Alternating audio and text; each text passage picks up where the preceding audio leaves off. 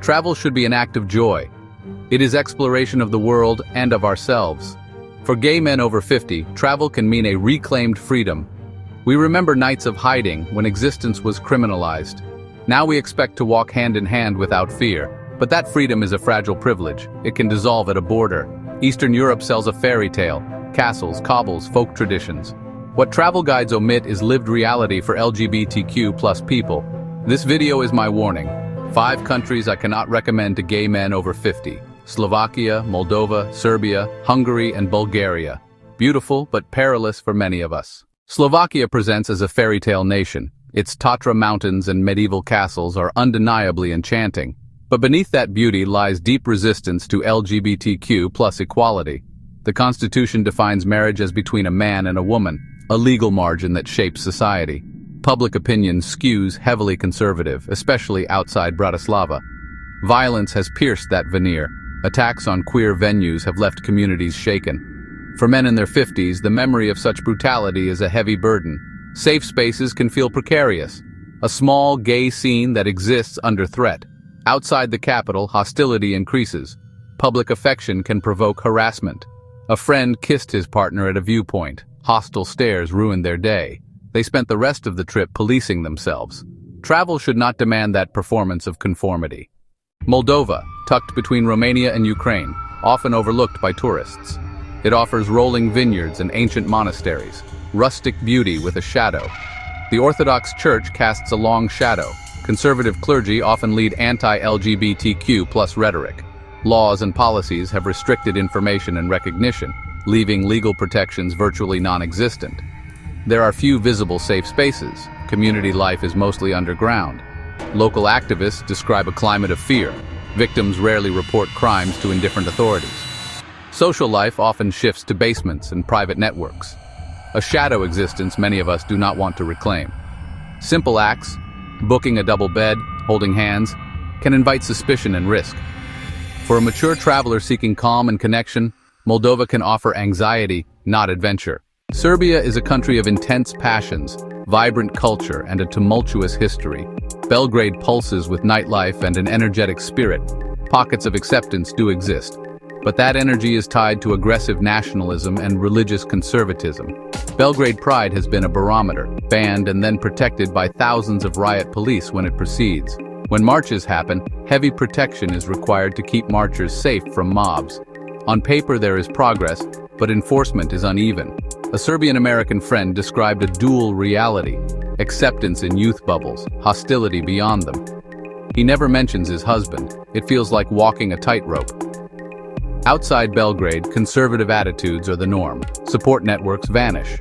For a traveler over 50, this constant vigilance is emotionally draining. Not a holiday, but an exercise in erasure. Hungary once felt relatively progressive. Budapest at its heart. But in recent years, rights have been rolled back under an authoritarian government. Under Viktor Orban and Fidesz, the state has waged a culture war against LGBTQ+ visibility. Laws banning portrayal of homosexuality to minors and curbs on gender recognition have created a chilling effect. Books, films, school materials, everything that normalizes queer life can be censored. State messaging and surveillance make public life feel unsafe for queer people. Ruin bars and small gay venues remain but feel less secure. Activists report increased harassment and a sense of siege. Older men who lived through eras of hiding say the current climate brings those fears back. State-sanctioned animus that resembles historical persecution. Bulgaria tempts tourists with Black Sea resorts and affordable ski slopes. But for mature LGBTQ+ travelers, the promise often rings hollow. Same-sex marriage and civil unions are not recognized. The Constitution defines marriage as between a man and a woman. More worrying is public indifference, a society that often ignores queer suffering. Sofia Pride is a target. Far-right groups have attacked events and community centers with impunity. A reader wrote, "They spent a week pretending not to be a couple of 30 years. Cold stares at a hotel breakfast are a small cruelty that accumulates into exhaustion. Beautiful coasts cannot make up for a culture that forces you back inside a closet. They came home more tired than when they left. The opposite of what travel should give us." When travel safety is discussed, younger voices often dominate the conversation. Their concerns focus on clubs and apps. Ours are different. We seek comfort, cultural immersion, dignity, and quiet romance. Older travelers can be more visible, and thereby more vulnerable to scams, harassment, and assault.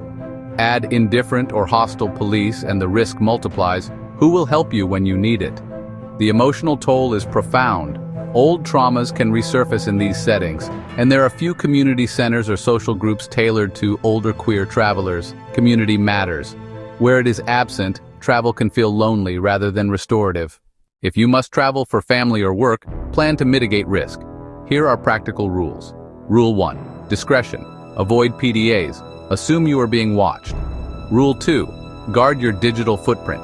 Never share exact locations or finances with strangers.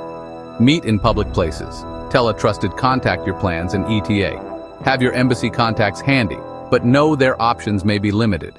Avoid nationalist rallies, football matches, or any crowd that can attract far-right violence. You are your primary protector. Situational awareness is key. Manage expectations. This won't be a carefree romantic holiday. Factor the emotional labor into your decision. Before you click book, ask, is it worth the cost to my peace of mind? For many of us, the honest answer will be no. The world is vast and welcoming. We have earned the right to travel with joy and dignity. Choose destinations that celebrate your life, not ones that force you to hide it. Consider Lisbon, Madrid, Montreal, Sydney, places with visible queer communities and legal protections.